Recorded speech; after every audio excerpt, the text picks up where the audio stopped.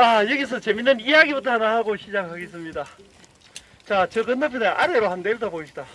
건너편에 저 푸르먼초에 있는 저 산이 경주에서 가장 높은 해발 852m인가? 예, 단석산입니다. 경주에서 가장 높은 산이고, 그리고 저 단석산 오른쪽으로 철탑이 있는 산이 벽도산, 그리고 그 이쪽으로 오면 선도산이라든가 옥류봉하고 또 구미산으로 펼쳐지고, 저 단석산으로 왼쪽으로 가면은 쭉 산이 참 펼쳐지다가 저기 높은 산이 아마 천왕산쯤 될 거예요. 천왕산, 제약산, 가지산, 운문산, 신불산, 간울산 쫙 펼쳐집니다. 소위 말하는 영남 알프스들이 펼쳐지고. 자, 근데 제가 이야기하고자 하는 산은 바로 앞에 덜탕 건너편에 있는 요 뽕곳한 산입니다. 뽕곳하게 솟아있는 지산은, 보통 이제 그 결에 있다 붙어있는 땅이 이렇게 표현해주다. 처자 가슴 같은, 뽕곳한 지산은, 앞으로 목을 쭉 빼고 남산을 바라보고 있죠. 그래서 망산이라고 그럽니다. 남산을 바라보고 있다가 망산이라고 그러는데, 여기는 이런 전설이 얽혀져 있습니다. 옛날 아주 오랜 옛날 이 서랍을 기름진 벌판에 두 남녀 신이 찾아왔습니다. 남신은 아주 우락부락한 근육질의 험상궂은 신이었고, 여신은 아주 아리따운 소녀 같은 신이었습니다.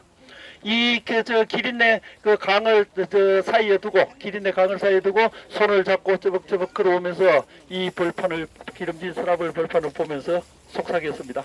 오, 아름다운 곳이로다. 우리가 살 곳은 이곳이로다 하고 속삭이는데, 그때 내과에서 빨래하던 아낙네가 신들이 속삭이는 소리가 우로 천둥처럼 울려 퍼졌습니다. 깜짝 놀라 되돌아보니 거대한 상 같은 신이 두 명이 버쩍버쩍 걸어오고 있었습니다. 깜짝 놀라 넘어지면서 도망을 가면서 부르짖은 소리가 신바라가 아니고 산바라 하고 도망을 갔는데, 어찌된 셈인지 두 남녀 신은 그 자리에 우뚝 선 채로 산이 되어버렸습니다. 우락부락한 험상궂은 그 신은 남산이 되고, 그 아리따운 소녀 같은 신은 저 건너편에 망산이 되어서, 망산의 주위로는 단석산이나 벽도산, 강정산 이런 산들이, 젊은 청장년의 산들이 팔을 휘감으면서 유혹을 해도 망산은 오로지 남산만 바라보고 있습니다.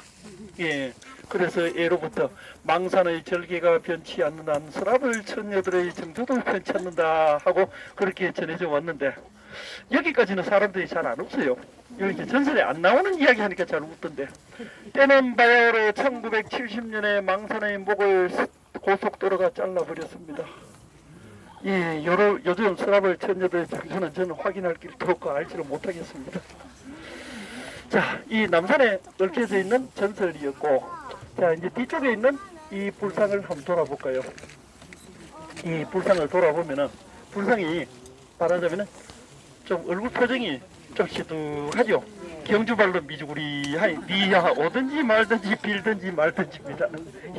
그런데 이 불상을 보면은 거의 대부분의 자료에서 다 고려초기 불상으로 되어 있어요. 고려초기 불상으로 되어 있는데, 그렇게 보는 이유는 새로운 양식이에요. 아까 말씀드렸던 신라시대에 나타난 고신라의 불상, 그건 아직 설명은 안 드렸지만 얼굴이 투박하다든가 눈이 퉁퉁 부어있다든가 이런 모습도 아니고, 그 다음에 8세기 초의 모습도 아니고, 그 다음에 8세기 중엽의 그 세련된 뛰어난 글작품에 나타나던 그 시기도 아니고, 9세기에 나타나던 그런 참 세련되고 부드러운 그런 모습도 아니기 때문에 좀 험상궂은 좀 어디가 응성한 듯한 그런 모습이죠. 그래서 고려 초기에 새로운 양식이 출현하는 그런 모습이 아닌가라고 추정을 해왔습니다만은, 남산에 수많은 불상이 있어도 이 불상만은 저는 미완성으로 보고 있습니다. 미완성으로 보는 이유, 일단 몇 가지를 한번 돌아보겠습니다.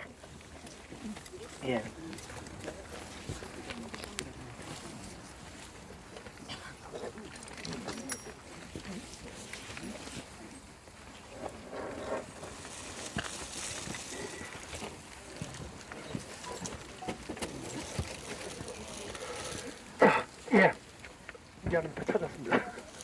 자, 이 불상을 미완성을 보는 이유, 전체적으로 보면 광배, 식무항, 그 다음에 연화대가 굉장히 굵은 선으로 기본, 그러니까 밑그림 같습니다. 밑그림 같고, 그다음에 부처님의 몸이라든가 옷주름 선 이런 것도 밑그림 같은데 손은 수인은 좀 특이합니다. 수인은 우리나라에서 불상의 수인이 나타나면 거의 대부분이 설법이 나타나다 여기는 전법윤인이에요. 가슴이 이렇게 되고 있죠. 전법윤인 이제 최초로 부처님이 그 5명의 제자들에게 설법하는 그때의 손모습으로 되어 있습니다. 근데 이런 옷주름 선이라든가 이런 것들이 전체적으로 아주 간략한 꼭 밑그림 같은 그런 느낌을 주고 있습니다. 자, 그리고 불상의 그 머리에 육계, 부처님 머리는 정수리가 불쑥 솟아 있는데 그것을 육계라 그러는데 우리말로 하면 살상투가 되죠. 개자가 상투 개자니까 살상투인데 그 살상투가 아주 가늘게 선이 그어져 있습니다. 말하자면 선을 끝에가 말아버려요. 색이다가 말아버렸다는 거죠. 그리고 부처님의 머리카락, 부처님 머리카락은 꽃이 매라가지고 오른쪽으로 동글동글 돌아가기 때문에 그 소라처럼 생겼다 해서 나발이라고 그러는데 나발은 전혀 표현되어 있지 않은데 그럼 나발이 아니면 소발이라도 되어야 되는데 소발은 아주 그 생머리를 소발이 그러는데 물결처럼 그냥 흘러내리는 소발로 되는데 소발도 전혀 따듬지 않은 표현입니다. 자, 그리고 부처님의 눈 보면 오른쪽 눈보다 왼쪽 눈이 조각이 더 많이 되어 있죠. 그리고 부처님의 코와 입술이 두툼부리한 것은 얼굴 검은 사람 닮아서 그러니까 그런 사람 닮아서 그런 것이 아니라 세부적인 섬세한 조각을 하지 않았다는 표현이다. 그리고 부처님의 귀 보면은 색이 다 말아버린 것이 완전히 드러납니다. 근데 그 여기다가 그 요런 밑그림 속에다가 회를 바르거나 해서 그 채색을 해서 완성을 할 수도 있겠지만은 이런 조각적인 모습으로 봤을 때 이 불상은 저는 좀 미완성으로 보여진다. 그래서 이 불상은 미완성이다. 그렇게 미완성으로 본다면 또 어떤 의미가 있느냐?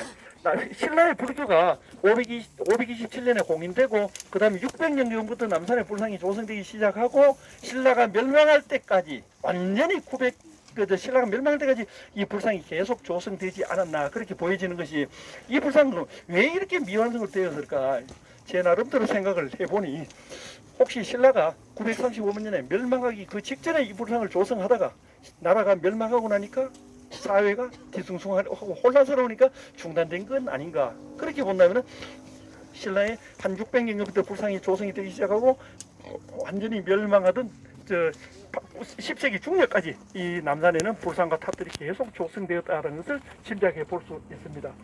자, 그리고 부처님 오른쪽에 사람처럼 생긴 바위가 있습니다. 부부바위라고 그렇게 일컫고 있습니다.